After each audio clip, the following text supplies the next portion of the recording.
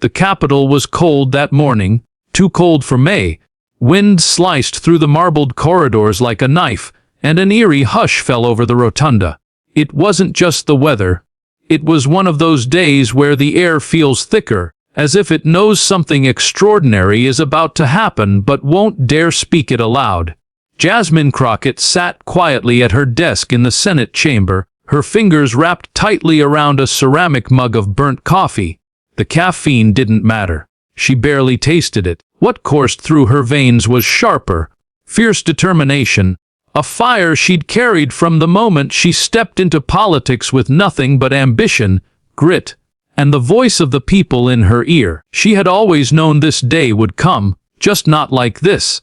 The debate had stretched for hours. Tension pulsed like electricity between every word spoken on the floor.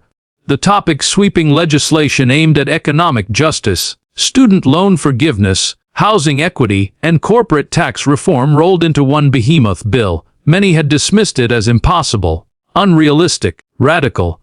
But Jasmine had worked on it night after night, hammering policy with an intensity that blurred the lines between work and war. Across the room sat Senator Elizabeth Warren, her expression unreadable, the lioness of the progressive movement, a titan of thought and battle-hardened speeches.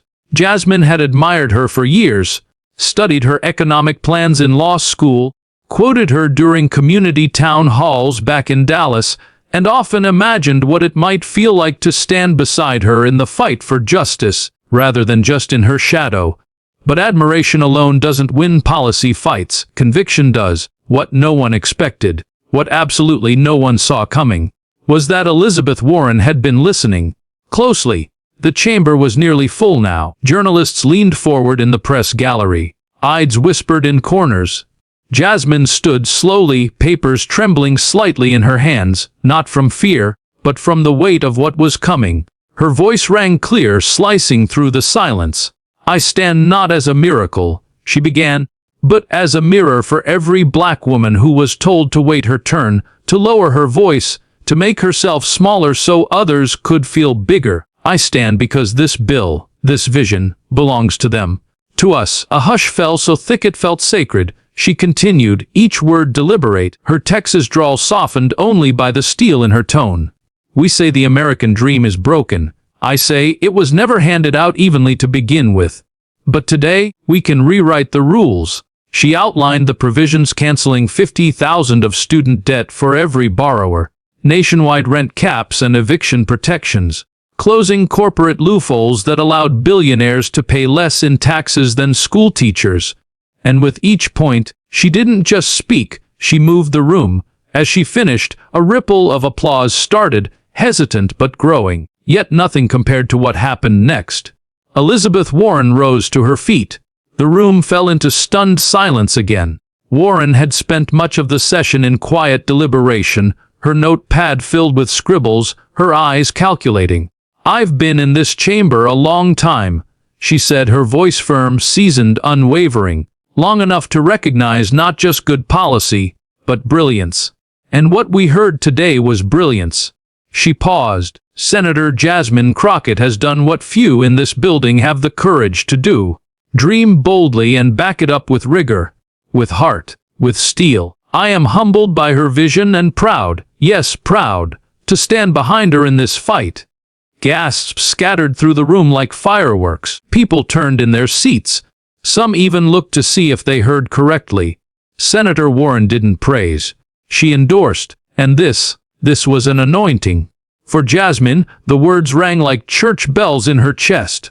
But this moment didn't come from nowhere. Jasmine Crockett had once been a civil rights attorney in Texas, fighting cases no one wanted, defending clients the world forgot. Her mother was a single mom who cleaned hotel rooms by day and ironed uniforms at night. Her father, a truck driver, died too young from a preventable health issue, one that might have been caught had they afforded regular checkups. She never forgot those nights watching her mom fall asleep on the couch with calloused hands. Never forgot what it meant to live with the constant fear of eviction, of not making it to payday. Even in law school, she was told she was too loud, too emotional, not quite polished. But she didn't want polish. She wanted justice. Meanwhile, Elizabeth Warren had spent her years as a Harvard professor, then as a senator, hammering out consumer protection laws and standing alone against Wall Street. She too had grown up poor, watching her mother weep at the kitchen table as unpaid bills piled up. Her childhood was painted with the same strokes of struggle, but her path to power was paved with academia, with white papers and policy memos. Jasmine's was lit by protest marches and courtroom battles, two different worlds, same fire. Their worlds first collided 6 months prior in a closed-door Senate committee meeting. Jasmine had challenged a watered-down version of the education reform bill Warren had co-sponsored. Her critique was sharp and right. Rather than be offended, Warren had invited her to lunch. Over spicy lentil soup in a back room of a D.C. cafe, they talked for hours about class, race, strategy, the movement, and by the end of that conversation, Warren had said, "You remind me of me. Just faster." From then on, they weren't adversaries, they were allies. One subplot unfolded in the streets of Dallas, where a small community organization called Mothers of Mercy had been working to stop gentrification from uprooting families. Jasmine had helped them secure emergency housing funds, one of the pilot projects feeding into her new bill. As the national spotlight grew, so did the local backlash. Developers sued the organization, claiming unlawful lobbying. Jasmine faced pressure to distance herself, but she refused. "This isn't politics. It's personal," she told the press. "These mothers raised me." Another subplot unfolded in Jasmine's heart. Her estranged father, who she believed dead, had reached out from a hospital bed in Chicago after seeing her on C-SPAN. "I watched you talk about housing. I'm homeless now. I had to see you." Jasmine flew to Chicago the next day. He was dying of liver failure. They hadn't spoken in 20 years. That visit cracked something in her open. Forgiveness, it turned out, was its own revolution. Back in the Senate, things weren't easy. Some colleagues still saw her as an upstart. She faced microaggressions in committee rooms. Bills of hers were stalled without explanation. Late-night emails went unanswered. But the people, the ones outside the chamber, were watching, and her following grew. When Warren made her speech, the political world shifted.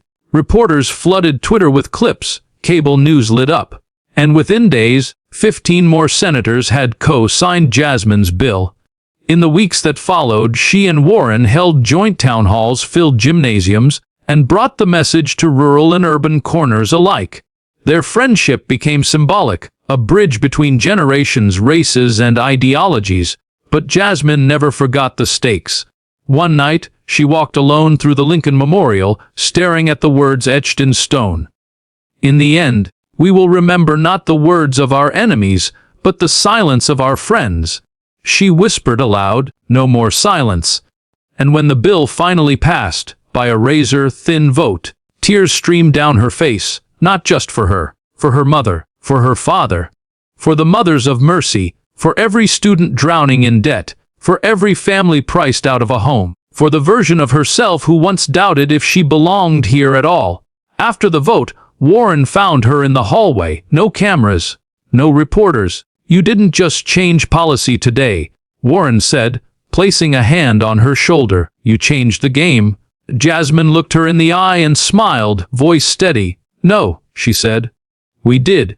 And in that quiet corridor, two women, once strangers, stood shoulder to shoulder, bound by battle, by fire, and by the unshakable belief that when one voice rises, others follow. The lesson: that brilliance is not defined by where you start, but by what you dare to change. And sometimes, when you speak truth with enough courage, even giants turn to listen.